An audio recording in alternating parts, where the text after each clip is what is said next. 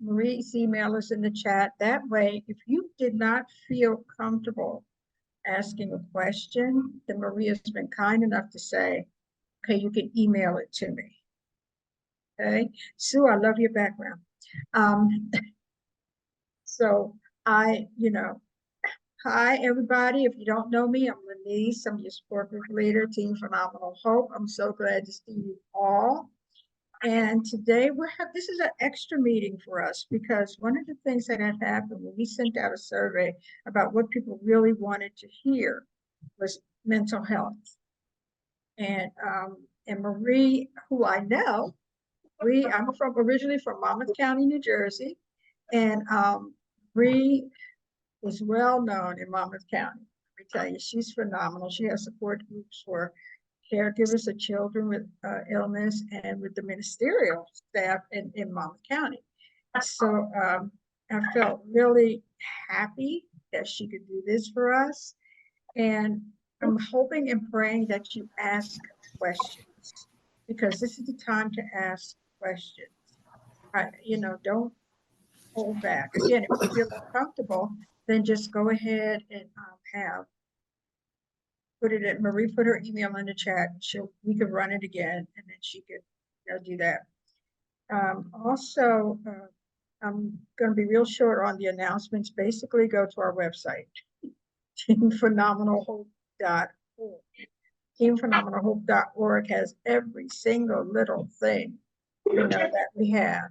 So we want to be able to, I want you to be able to see all the programs we have. We're getting ready to start a peer-to-peer program, which we'll be training for starting this month, which is really, great. So I hope that you all can find out, something that can help you. I mean, this community is for you. So I want you all to feel comfortable. So you can find out all about it. Making Michelle Hicks Fund for Unmet Needs, Let Me Be Your Lungs, Learn, Live, Breathe, and different things. So be sure to check out our website. Real quick, Marie, there is one other thing. There will be someone joining us, and her name is Alicia. She's at work, so she's kind of like sneaking us in. Alicia has a PH book club. And this month, the book was How to Be Sick. And believe it or not, it was a phenomenal book with that title. So, she will put her information when she gets on, because again, she's at work. So, she got to sneak us in. And, and she will put her email address in there in case you're interested in the book club. And I hope so, because it is a PH book club and choose the books ourselves. Great. Hi, Marcel. So with that being said, Miss Marie, tell us about you. Okay. Hi, everyone. Thank you again for inviting me to join all of you today. I'm really honored and happy to get to meet all of you. And yes, Lisa has a very special place in my heart, and it is without, I mean it. I have a very strong faith, and I know God put us together for various reasons. So I've been enjoying the journey that we're beginning to share with each other more. So I'll give you quick background. I have been a Monmouth County, New Jersey resident you'll find out my age, for 48 years, and lived in Brooklyn, New York prior to that. We were literally one of the first New York families that moved to Howell, New Jersey. So it was the country for us back then. And I have a degree from Hofstra University in communication arts, and as well as minored in psychology and dance. It was the 80s. I tried to take it all in. But I always knew that I wanted to be creative and to help others. Those were my two major, goals growing up. And by the grace of God, I've been blessed with the opportunity to do both. I was an associate producer, director for quite a few years and worked in television, audio, and video production. And then took some time off to raise my two beautiful daughters, Kira and Kylie. And then unfortunately lost my home in Superstorm Sandy. So we were displaced for 3 years and had to rebuild from scratch. We also unfortunately lost a family member at the World Trade. So we have experienced some pretty big stuff. We even had losses due to COVID. So all of that propelled myself and my family to end up being a part originally of the Children's System of Care of New Jersey, because now I was displaced. My children needed, and I needed a lot of mental health support and just community support. And I literally had to rebuild my life from scratch. Went through divorce, other stuff that, doesn't need to be discussed today, but anyway, we're good. And, I worked for Family-Based Services of New Jersey for a few years as a peer support person, actually, as a family support partner, helping families and caregivers with children with mental health and developmental diagnoses and challenges. And through that, I started doing a support group, a peer support group that actually, we're, I believe, in our 10th year. They've allowed me to still do it. Yeah. So, in fact, it's tonight at 6:30 via Zoom. And then I, again, ended up being told about a job with the Mental Health Association of Monmouth County. And that's where I have been for the past, it'll soon be 8 years. I started as a social services program coordinator for 2 properties. It was up to about 240 families, low income, through Affordable Housing Alliance here in New Jersey and Monmouth County. And then I'm now, for the past 2.5 years, have been the information and referral specialist. I'm almost done. Through all of that, I ended up becoming a disaster response crisis counselor through the state of New Jersey. I'm on the roster for Monmouth County, but I'm also the family liaison for the state of New Jersey. I'm also on the community organizations active in disaster as both, I think I'm ending up the co-chair because we're reestablishing it, but emotional spiritual committee on that as well. So all of this led to the clergy peer group that I do for the state of New Jersey, because during the lockdown with COVID, the faith-based community particularly were experiencing their own challenges and having to support their communities, and also their people, right? And my bad joke is, when God is your CEO, let's talk about pressure. So that's what led me to meeting Lanice and getting to be here with all of you today. So I really hope that I can provide, some support and hope. What I do want to share is I did put my email in there. Don't worry that I'm in New Jersey. I have people calling me from all over the country, so it's fine.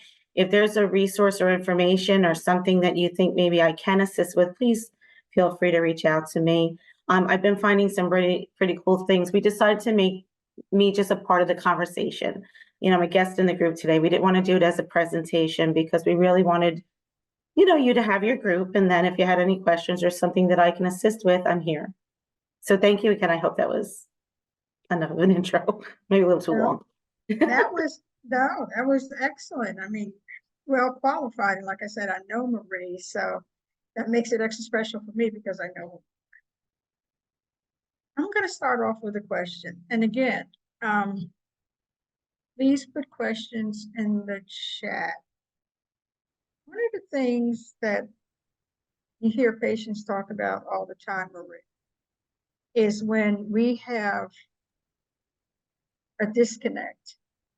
No, let me go back further than that. When we are first diagnosed, the sadness that we feel, and if we're a caregiver, when their loved one is first diagnosed, the sadness that we feel, it feels like your whole world, this is not what we planned, basically. Can I get an amen from anybody? This is not what we planned. Mm-hmm. This isn't it. But it happened to us anyway. How, I know I dealt with it in a crazy way, but what would have been a good way to deal with that? To just hear that you have this disease that's not going to go away. So first and foremost, I am not experiencing what you're experiencing. So I want you to all know that I'm very clear in that understanding. We all have what we experience. I've had my own experiences with health, mental health, professionally, family, and the people that I work with, the families I work with. So I just want to put that on the table right away. What I have found in helping others, as well as my own personal experiences, is giving yourself the moment to process, to really take the time to be silent in what is happening and to give yourself a break. I'm a very big believer in putting yourself in timeout. Mhm. You know, is particularly if you're a caregiver, you're going to go straight into, and I'm sure you all have. So, oh my Lord, what am I going to do now? How am I going to I got to try to take care of myself and deal with this and then take care of others. But I think one of the first things that are very important, particularly with mental health, and mental health really is a huge component to our physical health, correct? Mhm. So if we don't do our best to stay in the best way we can, it's actually going to exacerbate our health issues. But when you get news like that, let's be realistic. It stinks. It's shocking. We're not going to talk about grief today, but there is a grief and sadness through that because it isn't what you expected. We do a grief program at work, but it's not necessarily about loss of your, physical being. But one of my favorite concepts is the grief closet. It's that closet that we all have that have those things that through our lives have caused us sadness and concern and have overwhelmed us and maybe taken away that hope in our lives. But I think when you're first getting news like that, I have a brother who has a condition called spinal cerebellar ataxia. He was born with it, and we did not know it till his 30s. So his brain is shrinking. So now in his 50s, it presents almost like a Lou Gehrig's, and he has a pretty rare form of it.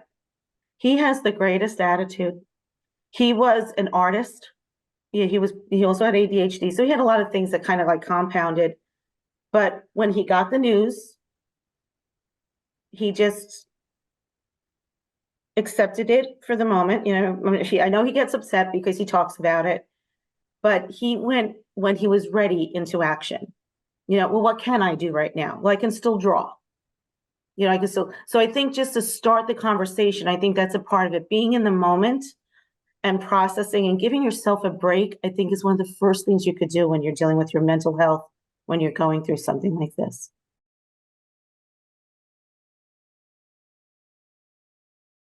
Don't shut up. First of all, I'm glad you're all here.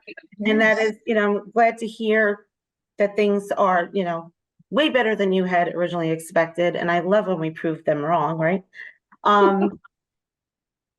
PTSD is PTSD. I don't think it has to be, in my personal opinion, we don't have to say that we're not worthy of it, I guess, as a way of looking at it. That was a very traumatic experience. That's an environment that is not an easy environment to be in. My father, I had a dad who went through various things, and it's not an easy. My brother did too.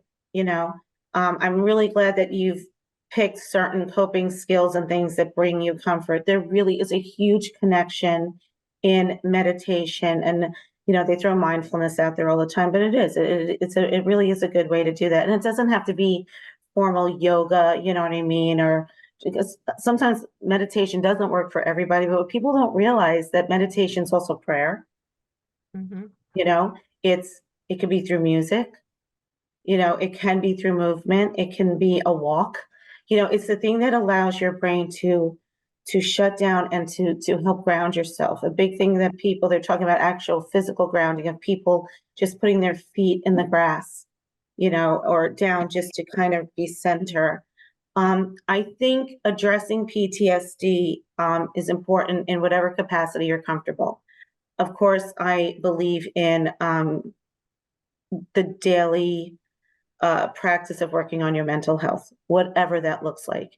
If you're able to connect with an amazing counselor that can give you that support, great. Not everybody's comfortable with that. Lots of times they meet somebody, they're not the right fit in the beginning, and some people just don't have the energy to keep re-triaging their physical and mental health to have this conversation all the time. But if you're a person who has the tenacity and energy, and be very fair to that, right? To keep trying. Can you try to find the thing that could work with you? I love music or just the listening of the birds. I live by the Jersey Shore, the sound of the ocean. I see the ocean behind you. To me is one of the, and I lost my home in Sandy. So what's the irony in that? I love the ocean as long as it's not my living room. But, but I just find that I love that you are all doing a peer-to-peer group. I think that's amazing. I think there's nothing like peer support because even though everybody's journey is their own, to have someone that really gets a level of what you're experiencing, to me, there's nothing like that connection. And I think, I could definitely look into people would have to let me when they're emailing where they live so I could help them look for things. But I think addressing your PTSD is very important because something like that doesn't easily go away. That's why they call it PTSD. I think that's why I reacted the way I did at the earthquake.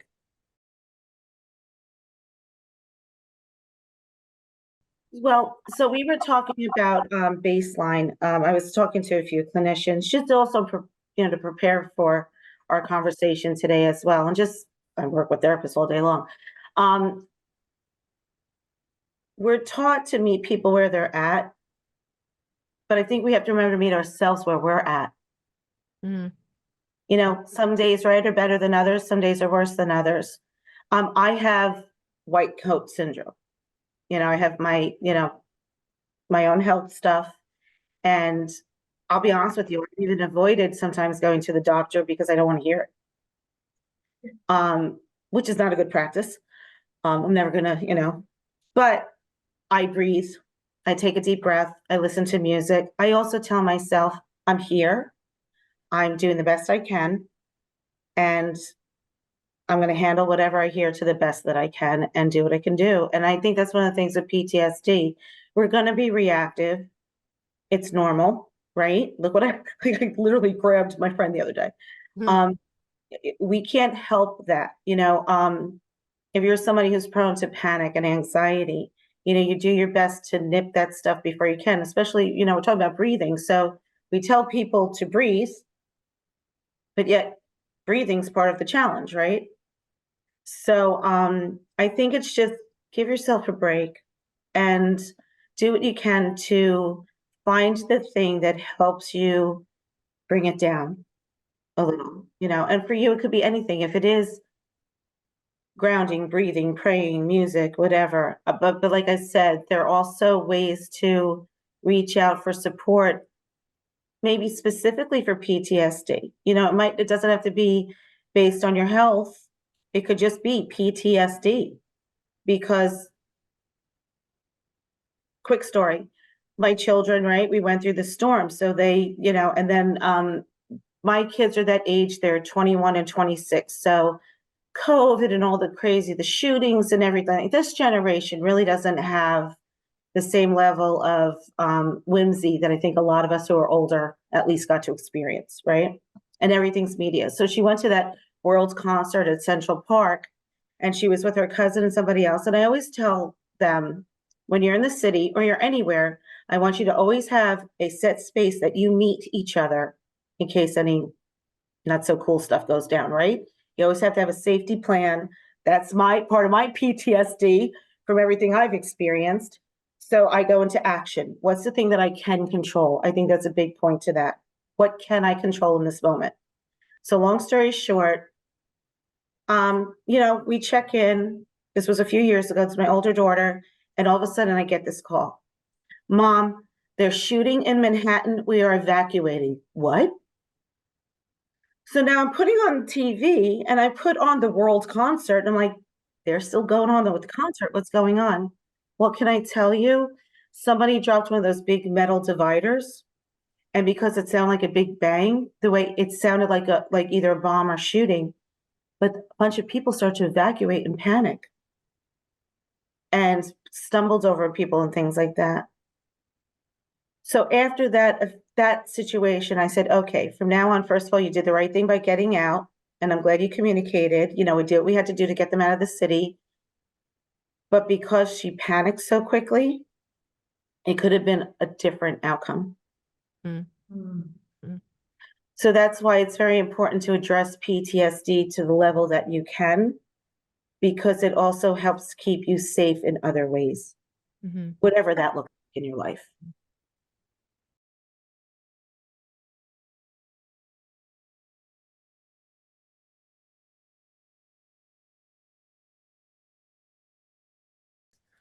Absolutely. You know what? It's it's one thing you had said, Marie, was that basically we all, okay, this is just my personal opinion. We have to figure out and find a way that we can deal what's going on with us. Because what might work for you might not work for me. Mhm. And one thing that Marie and I had a conversation a while back, and one thing she has said, and I don't know if anybody else does this, we don't have to apologize for this disease. Mm. You know, as patients or caregivers, we tend to apologize. Oh, I'm sorry, I can't go because I'm just not feeling good. Oh, I'm so sorry. We're apologizing for something that we have control over. And why do you think, Marie, we apologize? You're talking to a chronic apologizer, so um, I think, I mean, you all could answer this probably better than I can, but do we feel like a burden? You know, are we embarrassed? With some of the experiences I went through, I felt like I was turning into the phone call that no one wanted to answer. Or people got tired of hearing what was going wrong in my life. Not that they didn't care, not that they didn't want to be supportive. So what does that cause you to do? Apologize. Because you feel like and I think when you don't feel settled, and I'm going to use the word whole, when you don't feel, I think sometimes we present ourselves in a way that's not fair to ourselves, and then we apologize for it. But I think I stopped apologizing. I mean, I do the best that I can. Again, I'm going to put it out there. Raise your hand or put it in the chat. Either way you want to do it is fine, because I want you all to talk, or as much as you feel comfortable. That's another thing too. Some people just want to hear. I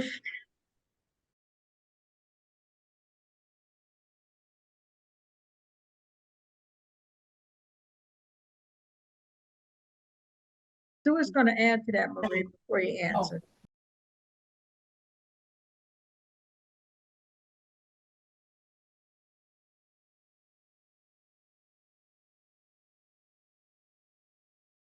And you know what though, you've got a lot on your plate, and Marie, self-care.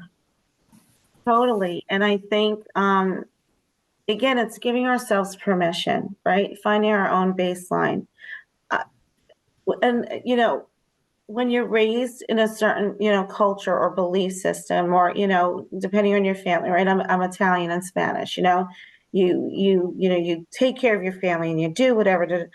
Unfortunately, when my father got sick, he had to go into an assisted living. I couldn't do it. And then I ended up losing my home in Sandy. So I really couldn't have done it. It's okay to, what'd you say before, calling uncle? Did I hear that right? I'm all for that. Call uncle when you have to. That's part of helping your mental health, because we're not supposed to be everything to all the time. That's depletion. And if you don't stay healthy, what healthy looks like for you, physically, mentally, emotionally, spiritually, you cannot help her. So if that means properly, to the point that you want to, and then what does that do? That then causes that domino effect of like, now I feel inadequate, I'm not being a good daughter, I'm not a good caregiver, and then it depletes you even more. But I think when we take the stop, it's about stopping for a moment, being in that moment, saying, okay, what can I do now? And if it means reaching out for a little more help for her, whether, if you have a VNA service or some kind of something, even to help, we have the family and children's services here where somebody will come in maybe 2 hours a day, 3 days a week. That's 6 hours. Could be respite time for you to just to refill yourself, to be able to get through the night with her, whatever it is that she needs. But it's okay. And I think that's where we don't give ourselves the permission to be human.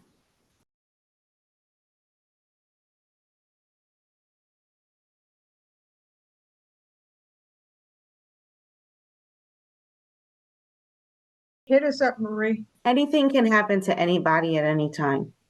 Mhm. Anyone who's had experience, anyone in their lifetime outside of ourselves who have passed unexpectedly. Pray God will bless I have a friend who literally just went through VFib out of the blue, and thank God she's here. But a 3-minute window of her husband who works in a recording studio downstairs, those 3 minutes could be a huge difference as to whether or not she's home today or not. Mm-hmm. There's surviving and there's thriving. And I'm not trying to make it like it's so easy for me to say this, because again, I've had my own experiences in my own life that could have made my future very different. But I think what it's important is what speaks to your soul. What does your gut say? You know, the woulda, coulda, shoulda, the maybe, the I don't know. We're talking about people who've been given diagnoses of 2 years and praise God are here for 7. You know, another person is here for 10. You don't know. So in that time that you are here, because you are here, what feeds you? What would make your life fulfilling? Because we can't guarantee anything. And that's another thing where it affects our mental health, because I was always a worrier. You know, I come from a family with a lot of anxiety. I had a grandmother who worried all the time, you know, that stuff. And it's such a waste of energy and time. Mm-hmm. I'm not saying it's not realistic to feel. And I feel like we should, a big coping thing with mental, physical, emotional, all the health is to allow yourself to feel what you need to feel. Because if you don't allow yourself to feel it, that's where anxiety and depression and panic and all that comes from, right? Right. It's okay to feel what we need to feel, but then work on, okay, so what can I do next? What can help me feel better? And I think that's where hope comes from. Mm-hmm. And I think if we work on, you know, you're already working on the surviving part, right? Allow yourself to thrive. Mm-hmm.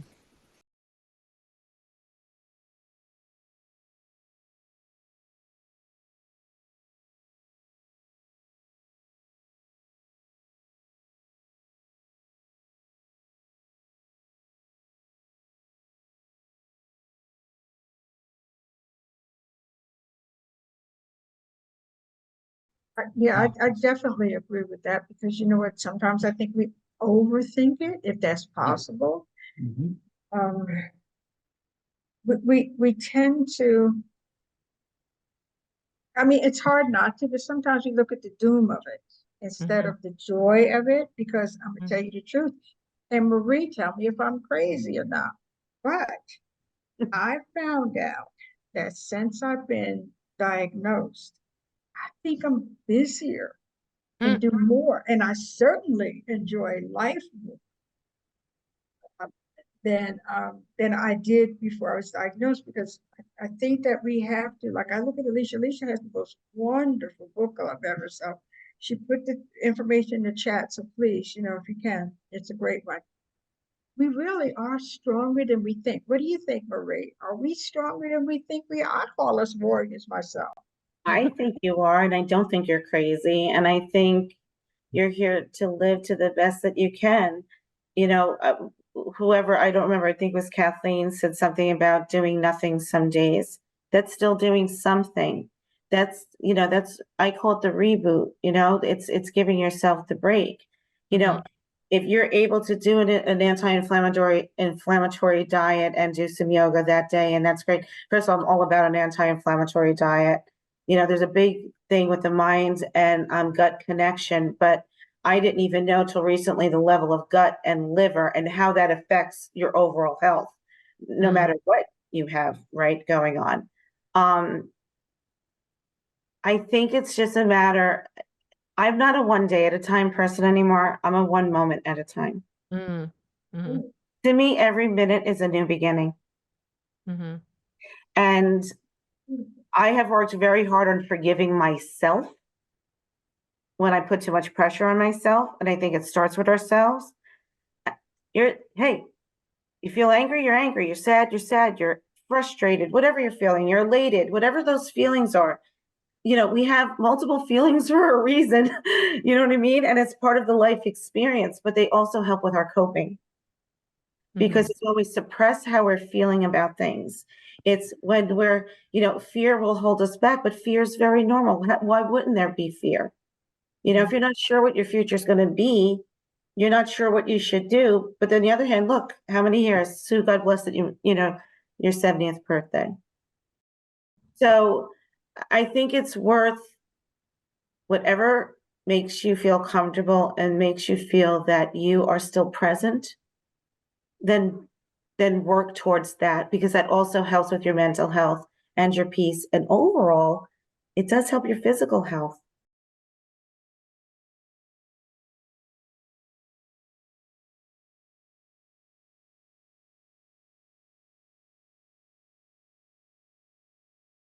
Can I add to that real quickly? Is that okay? I don't plan as much as I work towards goals anymore. Whatever challenges I've experienced in my life, I don't know what it is. I jokingly say God's trying to keep me very humble. But when I plan for me, and I'm not saying you shouldn't plan, I'm only speaking about my own journey. I find goals give me less anxiety. For me, because if I plan something out and it doesn't work out, or something within my world doesn't allow it, then I feel defeated. But if I set it more as a goal and take that pressure off and say, you know what, this is something I'd like to work towards, and I'm going to do my best to do that, for some reason, just for me, that provides more comfort, and I find I get more accomplished. And it also gives me a break. Because when I put the pressure on, now I'm just adding on to my anxiety. So that's actually a mental health coping tool that I personally use and offer very often in my support groups. Because the group that I do with the caregivers, they're working, they have children with schizoaffective bipolar disorder, autism, severe autism, some nonverbal, some very physical, them trying to plan a vacation and things like that. But they say, all right, we have a goal. Let's see, where is that? You know what I'm saying? I mean, some things we have to plan, right? You have to put the money down on the vacation and the plane ticket. But I just find that to help with mental health, sometimes making it more of a goal than a plan helps kind of to alleviate that pressure. And you know what, that's true too, because I think sometimes we all do tend to put more pressure on ourselves. We really, really do. And which is really sad, but it is what it is. But I think that when I look at it, one of the things that how many of you growing up that heard from your parents, or so and so has it worse than you? Oh, So and so has it worse than you. And you know what? They're right. No matter what condition we're in, there's somebody who has it worse than us. I think really an attitude of gratitude, it sounds simple, but it really does, at least it helps me. Because I can sit down and say, okay, I've got this oxygen, I've got this illness, but praise God, I'm not in a coma somewhere. I can say these things. I think an attitude of gratitude is something that helps me the most.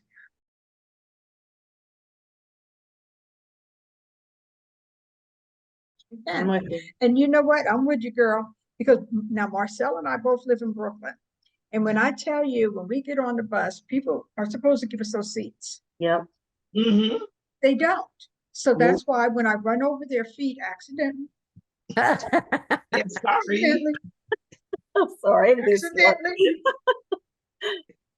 I say I'm sorry, but yeah, people do that. And it's, we have to be thankful. I mean, it's hard to be thankful on every day, but we have to be. And also too, be kind to yourself. There are days when I call my bed days. I'm not getting out of the bed.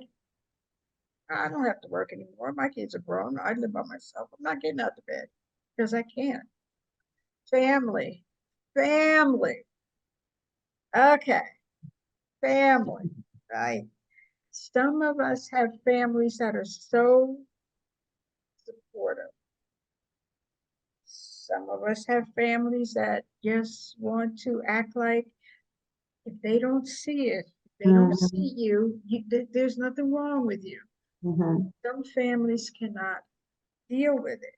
So Marie, why can't they deal? I mean, they see us in the hospital, they see us with medication. Why can't they deal with I know we talked about this a few times, you and I. I do want to add one quick thing before that, because I love Mhm. your attitude of gratitude. I just want to say that I truly, every night before I go to bed, sometimes you don't have the energy for the big prayer, you know what I mean? it? But I do throw out, and I just thank the Lord, again, because that's my spiritual journey. I just thank Yes. for every breath and every blessing. I feel like that Everyone. covers a lot. Mhm. But it's my way of just being, because I do try to start my day and end my day with gratitude. Listen, there's days we're not in that place. Mm-hmm. It's okay. But now that goes a great transition to family. I don't know. I think some people, it's too much for them. I think there's a fear. I think maybe if they're too aware, they may feel too obligated. I think some people, well, now if I know that you have a health issue, I have to help you. Maybe they're not in that place, or they don't have that energy. Some people are just selfish. You know, I think it's a matter, when we spoke last time about this, it was about communication. If you're able to have a conversation for people to really understand, sometimes we have to give people a break, for them, because we might not realize that they don't understand. We can't assume how they're feeling either without a conversation, right? Mm-hmm. So sometimes we might even be making up our own minds as to what we think they're thinking and feeling and how they feel about it, and that might not be accurate.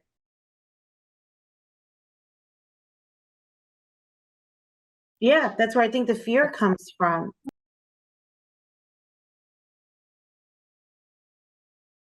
I totally get that. And I think, again, depending on how you were raised, culture, whatever, there's this like tit for tat. You did for me, I do for you. I'm more of a pay it forward type, because adding that pressure is too much too. And because if you do present healthier than maybe that you are that day, people feel like it's going to get better. And then when you have another day that you're not so good, they're like, well, what's going on? You seemed okay. I think the unknown is a big part, not just for all of you, but for the people that love you. Um, if you're a natural caregiver, whether you're mom, a dad, husband, wife, whatever, if you can't, all right, so Sue, you were talking before about your mom, those days that you feel that you just can't do it, that inadequacy that comes with that. And also when you're somebody, this is something I did learn in just my own life, professionally and personally. If you're somebody who, I'm from the snap out of it generation. My mother's very snap out of it, pull yourself together, big girl panties, and move on with the day. So, you're not always there, but now you have to, right? You have that pressure, which then brings anxiety and all these other things that come along with it. When the people see you doing it, then now they expect that you can keep doing it. Mm. They're not understanding that it's an in-moment experience. They think, well, what the heck's going on? You were fine yesterday. Oh, my goodness, yes.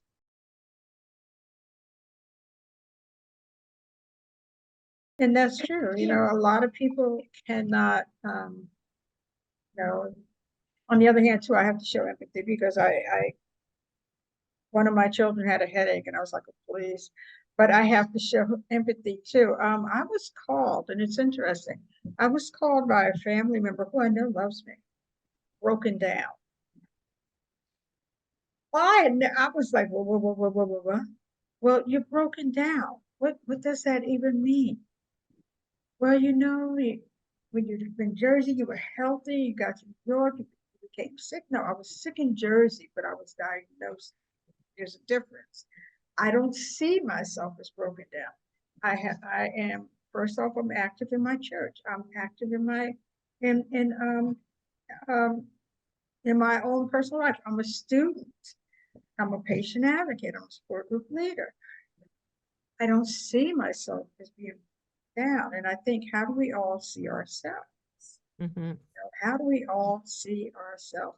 And again, Yeah, I also think people, all right, so my brother has this, diagnosis, and I have a younger sister. So my mother, My sister and I each live about 45 minutes to an hour away from mom. Mom's the center. Mom's the center of all. And, my brother's there. My mom's getting, up there in the years. God bless her. She just turned 79. Pretty vibrant 79, but she's with my brother all day. And he, except when she could get out with friends, and thank God she does. The COVID lockdown was really affected their dynamic because she didn't have the outlet and because she was so concerned about him becoming sick, not even herself as much, right? Typical mom, but really about what happens if Joseph gets sick. But because my sister don't live in the household, when we see them, first of all, they're getting this like funky dynamic anyway, they're so together too much, but there's certain things going on in my brother's body that we didn't notice. So his one leg is completely as if his knee went the other way. It's part of, the degenerative condition that he has. My mother didn't even notice it. And she She's lives there every day. She's with him every day. We've had to talk with her about now, my brother eventually is going to be a wheelchair. He's walking with a walker, but he also has ADHD. So his brain processing gets in the way of his being able to deal with his physical condition. And he's going to be wheelchair bound soon. And we keep having to remind her, Mom, we have to get your house ready for him, for his need. She loves him. She's dedicated her entire life to him. But there's days that she's resentful. Mm. She's scared. She's afraid. She's frustrated. My mother could still outlive my brother because depending on, he might not have the longevity that, God bless our family, we normally have. So she could outlive him. I think she's afraid to be alone. So rather than accepting, so as much as, and I'm not going to call him a burden, but as much as it's a lot of work, to care for him. And he bathes himself, he's still in that place, but she's in such full denial of how it is advancing his need because she can't deal with it. And I think that's where it is with the family too. And my sister and I had to, kind of talk to her and then we end up in trouble because she's not ready to face it. So then we have to give her the break because she's the one dealing with it every day. When we have to call her attention to say, hey, can you be a little more compassionate? I know right now he's driving you nuts, but it's taking him a lot longer to walk down the street than it is everybody else. And he needs a level of assistance. He can't just do anymore. And she does wonderful things for him, don't get me wrong. But I think that's where part of it is with the family. There's so many different levels of how much they can handle themselves. And like we're all, different parts of you, people were saying, they're going through their stuff too. Not everybody shares. How many times do you find out stuff about people many years later that you never ever knew?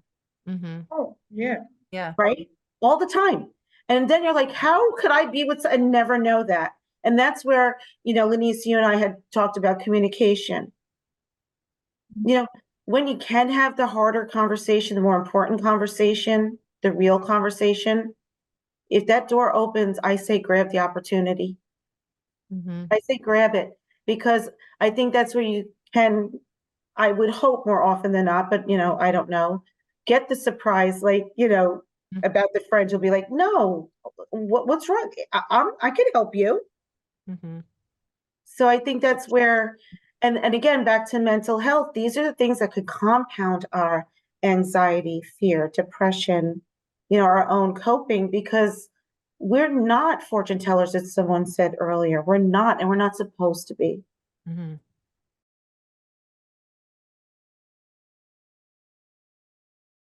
My dad was like that. My dad was like that. He appreciated every day. And I think that that's something that I think we all strive to do. I think it's hard. I think that we all strive to do it. And I think that we should. I think too, that's why peer to peer is so important. So we welcome everybody, whether you want to be Yeah. or whether you want to be mentor. We thank you for that.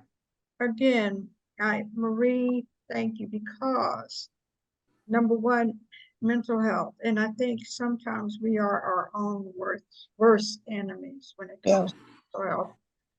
I hope everybody got something out of this. I hope Sue, girl, keeping you in prayer. Keep in contact if you can, or email Marie, because Yeah. you do have a lot going on. We all do, Trish and everybody else. We have a lot going on. I think the peer-to-peer will be a wonderful thing. And I hope that people do take advantage of it. But if there are no more questions or no more comments, I'm gonna let everybody go. Marie had mentioned having a quote at the end of a support group meeting, and I have one. And the quote is, I haven't given up. Wait a minute. Where's it at? I haven't given up. I am simply giving into the new realities of my new life. It's not what I wanted, but it's what I got. That's beautiful. Good. Yeah. It's not what we wanted, but it's what we've got. Sounds like it's from the book for the book club. And it was. It was? Okay. It was. There we Look at go. this little. Okay, she Oh. really read the book. Thank you all. I digress a little, but thank you all for joining us. I hope to see you next month. Okay, next month, oxygen. Oxygen. And it's not Oxygen. by a salesperson, it's by a nurse that actually knows oxygen. So I Cool. hope that you all will chat in. Thank you all. Take care, be blessed, be Thank well. you. Maria, I'll be Thank you so calling you much. right after this, but